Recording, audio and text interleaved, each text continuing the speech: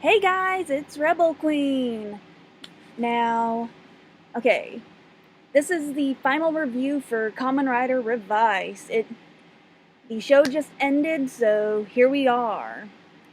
Now, the series kind of kept on with its flow, and I have to say, it pretty much kept up with kind of how when I did the 5 episode so far review, I still kind of kept up with it's reminding me of the Denno and Kuga references with the whole contract and archaeological stuff. Though we did get a bit of a big Kiva bomb halfway into the series. And what I mean by that is basically, well, as I kind of mentioned in the 5 episode in review, basically with the whole archaeological dig that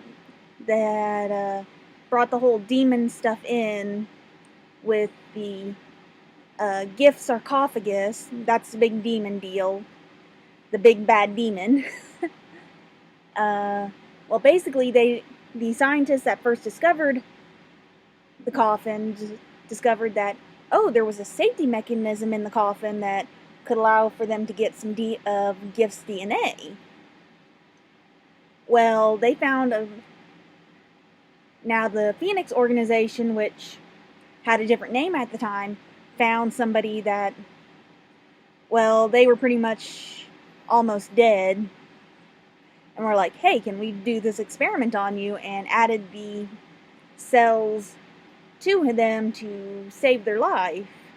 And then that person used a prototype driver to become like the first Kamen Rider and did like a bunch of fights. I think you kind of get where I'm going with this. That person was... Oh, and I kind of have to apologize when I said the Kamen Rider's name.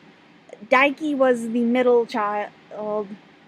Iki is the Kamen Rider. So, yeah. Well, yeah. The person that they used was actually their father.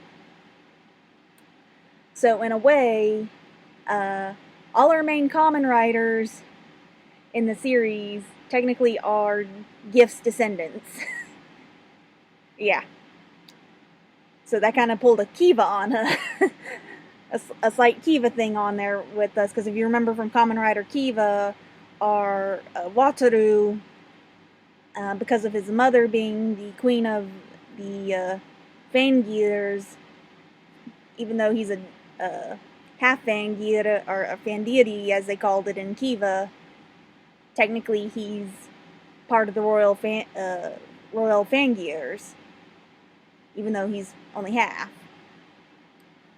So because they have the blood of technically what is the King Devil, well, DNA or whatever, they technically are pretty high up in the food chain. And their inner demons / devils are some pretty big deal.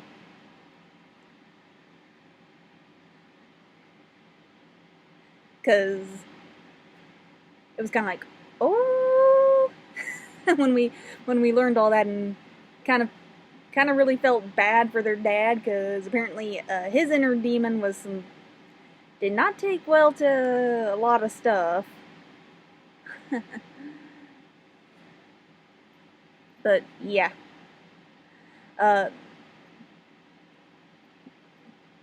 because we basically kind of got because I mean, we had Ikki and Vice, who pretty much were Kamen Rider Revice. Then the middle sibling, Daiki, he gets his own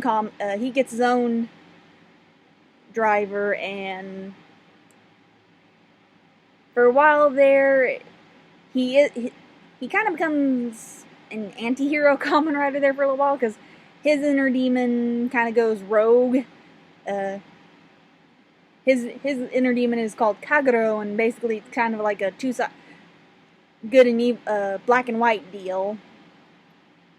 So we have Kamen Rider Live and Kamen Rider Evil. they eventually come to an understanding in the series. And then there is Sakura, the youngest and the only girl, so we finally have another female Kamen Rider, and a very kick-ass one, I might add.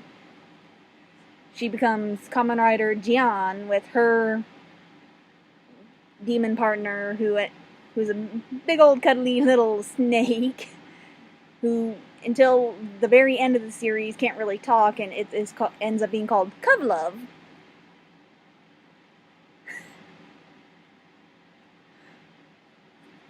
The series, and for a while there, Icky and Vice, depending on until they get like the more series power-ups, as we kind of do have throughout the Kamen Rider franchise, they will end up keep on doing the whole 1, 2, 3, and boom. But once it kind of starts more progressing throughout the storyline, and we get the bigger facts of the thing, the revealing itself, along with the fact that we get Daiki, Sakura, and one other person ends up having a belt, which becomes Kamen Rider Demon, but that one was kind of a double-edged sword. And I'll explain that in a moment. That the whole 1, 2, 3, boom, that stopped. Which, I mean, that could have kind of kept on going, but with how the story progressed, I understand why they had to quit that. But yeah, the one that was a double-edged sword, that rider belt was actually housing their father's demon partner, and because of what was going on with that belt, whoever was using it, while they were still okay on the outside, they were basically aging pretty fast on the inside. So the original user, Hiromi, he just barely managed to keep on living. So it's like, he could still help out and everything on the technical side, but no more fighting. And then, of course, if you remember the Dead Man's, well, the one female person and the one guy, they got pretty much taken care of, and they were pretty much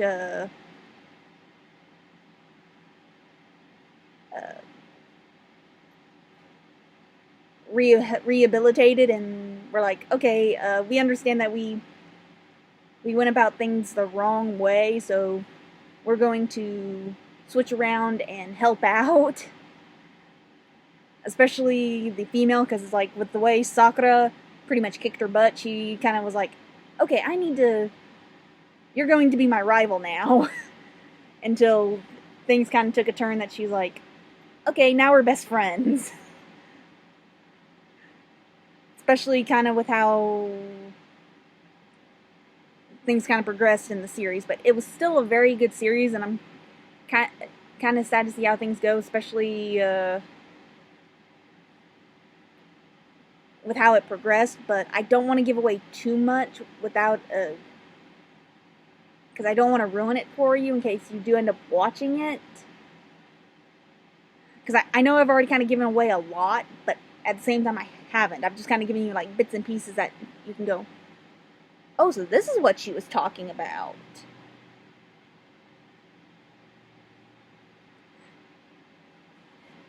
I mean,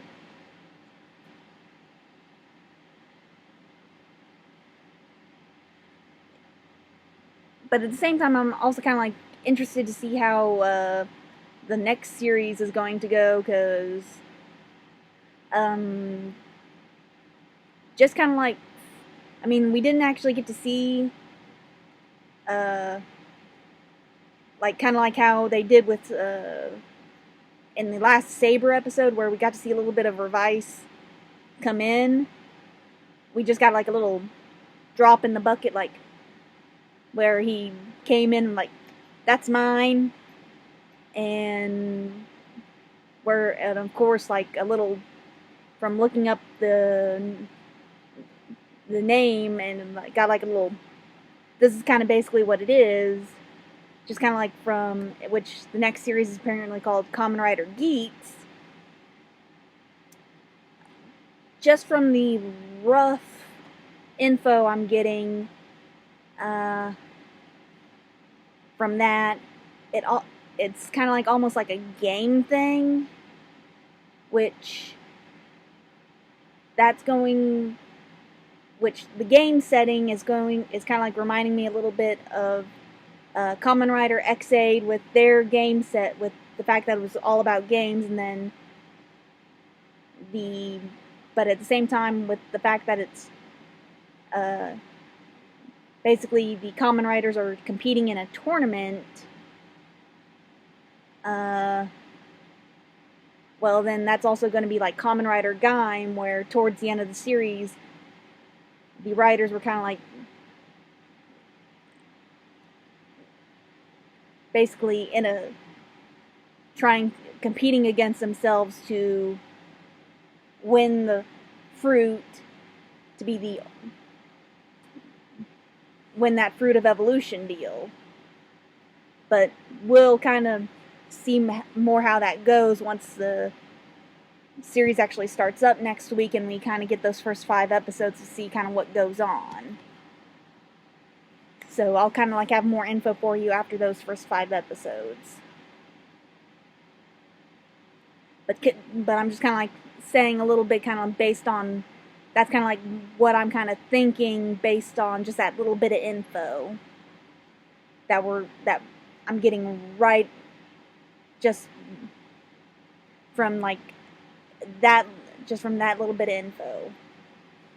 That's what I'm kind of getting, just like, I know I'm repeating this, but that's just kind of what I'm thinking from that little bit of info. But for my final review for Kamen Rider Revice, I'd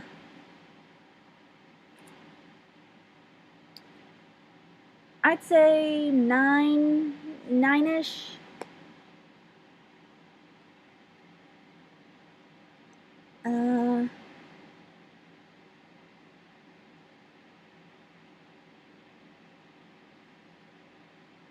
I'd say for the most part, this was one of the safer Kamen Rider series. So if you have kids and they're at a stage where they don't mind reading subtitles,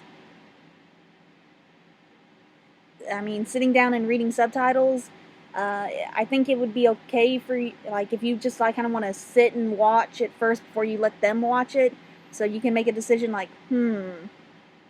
because for the most part, I mean, it didn't really kind of broach into anything, into like territory of like that would be like too kid inappropriate. Because I mean, yeah, when I'll be honest, when the sibling's father gets reunited with his demon partner, and they learn that whole stuff, and we do learn about the whole, so they have gifts because of that whole experiment. They have the gifts DNA in their stuff, and because of that, their dad does go a little nutso with the fighting. Yeah, kind of almost like a split personality. But it's not that bad. But like I said, that's kind of like almost kind of like halfway into the series.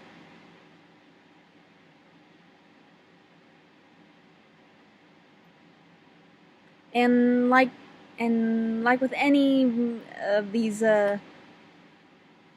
tokusatsu stuff, we do have character death, but it's not like an explosive thing. It's just, and it's not like very bloody or anything. It's just enough to really like make you go, "Oh my god," and make you kind of go, "Did not see that coming," or like, "Well, I knew he was battling stuff, but I did not think he would take that sudden turn.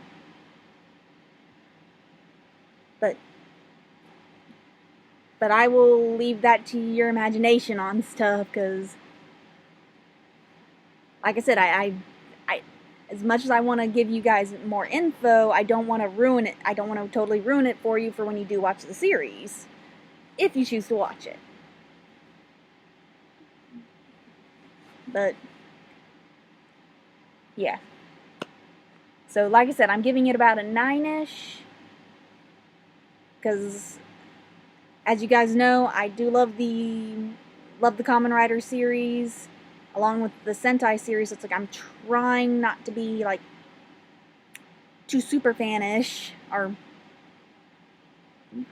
like really fanish at all and give it like a super good score. I mean, granted, like 9 is still a good score, but I'm not like giving it a straight out perfect 10.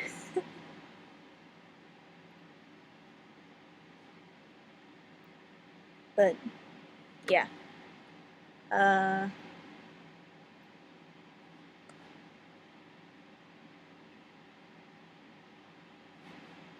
There might be, I know Albion is going to be like trying to stream more and stuff as in the coming days, so watch out for that. And